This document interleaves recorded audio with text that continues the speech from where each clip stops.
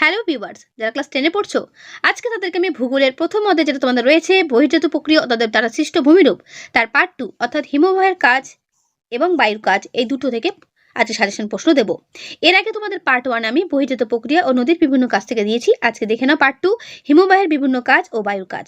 দেখে নাও, ঠিক আছে? এই চ্যাপ্টারটা অনেকটা বড় এবং অনেক প্রশ্ন থাকার জন্য আমাকে কিন্তু পার্ট 1 ও পার্ট 2 ভিডিও করতে হয়েছে।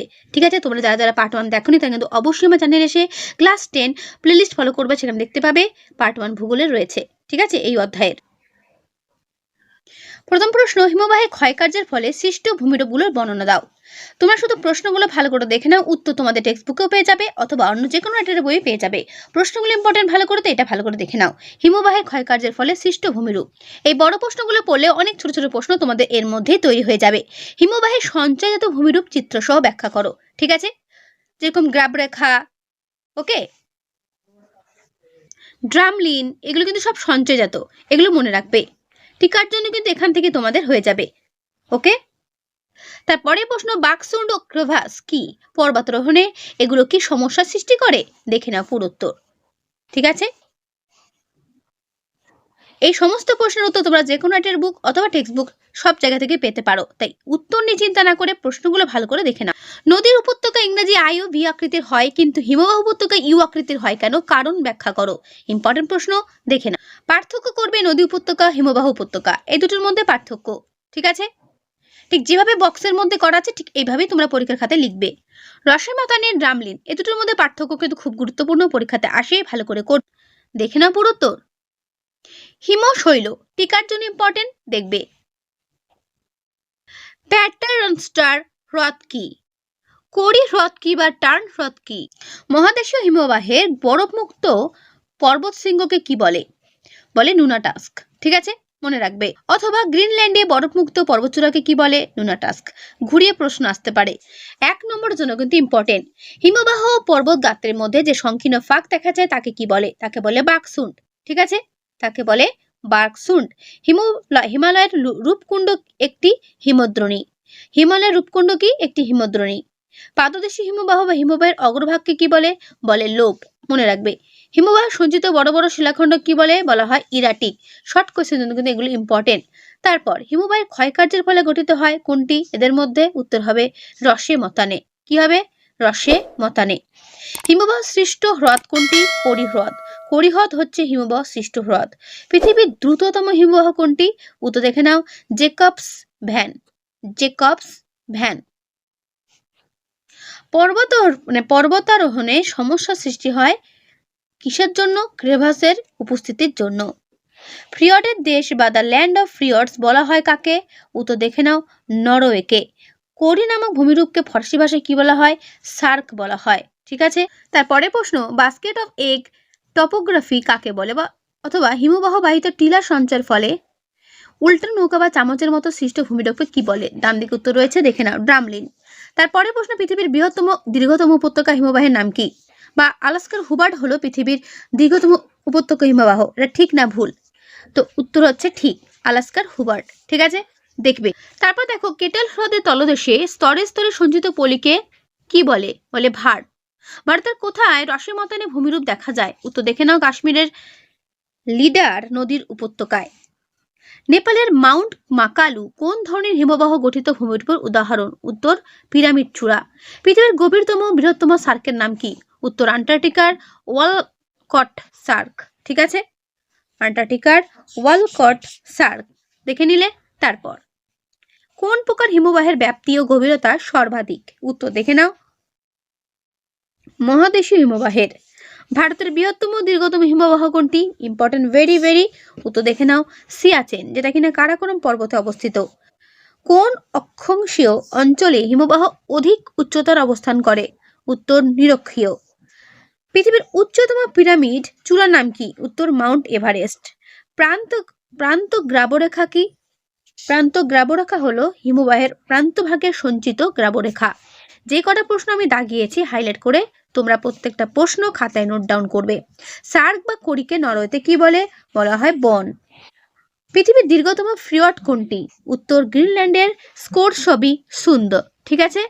হিমবাহে সৃষ্টি আড়াআড়ি বা হিমবাহ পৃষ্ঠে আড়াআড়ি ও সমান্তরাল ফাটলগুলিকে বলা হয় ক্রেভাস। পৃথিবীর বৃহত্তম মহাদেশীয় হিমবাহ কোনটি? উত্তর ল্যাম্বার্ট। মনে রাখবে। এর পরের পার্ট বায়ুর কাজ দ্বারা সৃষ্ট ভূমিরূপ। ঠিক আছে, এর আগে তোমাদের হিমবাহ দেখালাম, এখন দেখাচ্ছি বায়ুর কাজ। দেখে নাও। প্রথমেই যেটা বড় প্রশ্ন বলবো, বায়ুর ক্ষয়কার্যের দ্বারা সৃষ্ট ভূমিরূপগুলো কি কি, সেগুলোর বিবরণ দাও।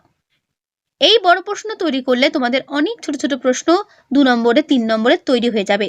তাই বড় প্রশ্ন বলে অনেকে স্কিপ করে বা পড়ে না, এই ভুলটা কিন্তু কেউ করো না। ঠিক আছে, বড় প্রশ্ন তোমাদের পরীক্ষাতে কিন্তু থাকবেই। বায়ুর সঞ্চয় কাজের ফলে গঠিত ভূমিরূপের বিবরণ দাও।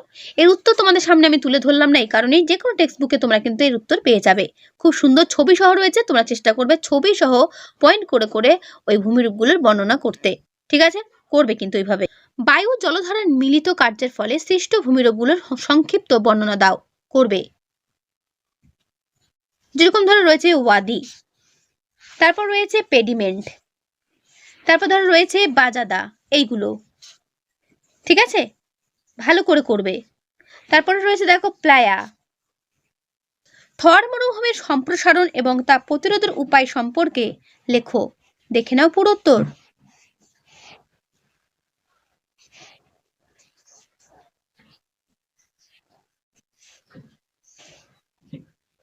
উত্তরটা বড় থাকার জন্য আমি তোমাদের পুরোটা একবারে দেখাতে পাচ্ছি না, বইটা সরিয়ে যতটা পারছি দেখিয়ে দেওয়ার চেষ্টা করছি। তোমরা কিন্তু কেউ ভিডিওটা স্কিপ করো না, তাহলে কিন্তু পুরো উত্তরটা দেখতে পারবে না।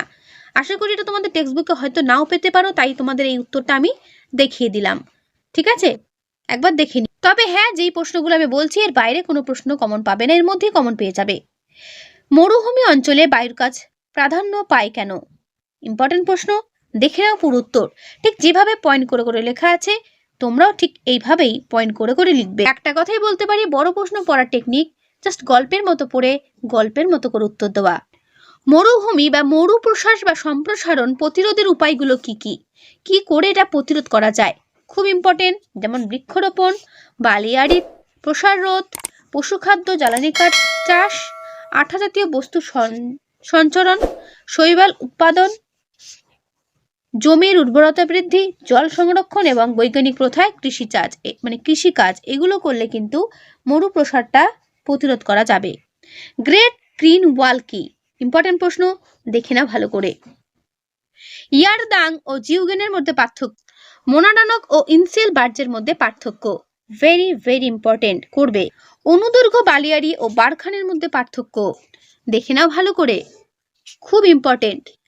তারপর বারখান ও সিফ বালিয়াড়ির মধ্যে পার্থক্য, করবে, দেখে নিলে। অনুদৈর্ঘ্য বা সিফ বালিয়াড়ি তির্যক বালিয়াড়ির সাথে পার্থক্য, এই পার্থক্যগুলো ভালো করে করবে, পার্থক্য কিন্তু থাকবেই তোমাদের জন্য। টিকার জন্য করবে ভেন্টি ফ্যাক্ট, ইম্পর্টেন্ট প্রশ্ন, করবে। টিকার জন্য করবে বালিয়াড়ি, দেখে নাও পুরো উত্তর। সিফ বালিয়াড়ি টিকার জন্য, এর পুরো উত্তর ঠিক এই পর্যন্ত শেষ হলো। লোয়েস সমভূমি, ইম্পর্টেন্ট, দেখে নাও। এগুলো প্রত্যেকটা কিন্তু টিকার জন্য গুরুত্বপূর্ণ, তাই এগুলো কিন্তু করবে। 2 নম্বরে প্রশ্ন, মরুখাত কাকে বলে বা ব্লো আউট কাকে বলে? এর পুরো উত্তর এই পর্যন্ত শেষ হলো। ঠিক আছে, অথবা ঘুরিয়ে প্রশ্ন আসতে পারে, ধান কি?